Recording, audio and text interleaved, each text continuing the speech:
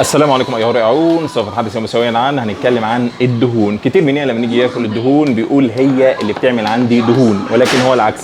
المشكله كلها في الكربوهيدرات. ايوه الكربوهيدرات مش الدهون. يعني ناكل دهون، كل دهون، بس ناكل دهون ايه؟ الدهون التي تتغذى على المصادر التي تتغذى على الاعشاب، مثل لحوم البقر او ديك الرومي او الفراخ او المنتجات بتاعتهم مستخرجه منها زي الزبده وزي القشطه وزي الجبن، بجانب الزيوت زي زيت السمسم اللي بتعمل منه الطحينه، زي بذر الكتان بيحسن من هرمون الاستروجين في الجسم، خاصه بيحسن الهرمون الجيد ويقلل من الضرر الاستروجين. نعم.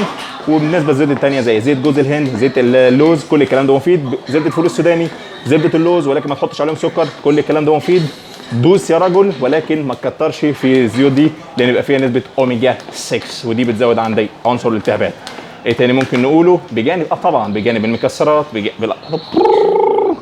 بجانب المكسرات بالاخص اللوز.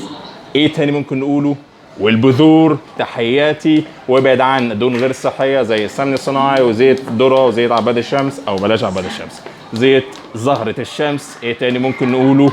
اقفل يا ابني، الدهون دي مهدرجه متحوله، بتقرفني، بتسد الشرايين، بتسبب جلطات. بو بو بو بو. ايه؟ اقفل يا ابني. جود نيوز.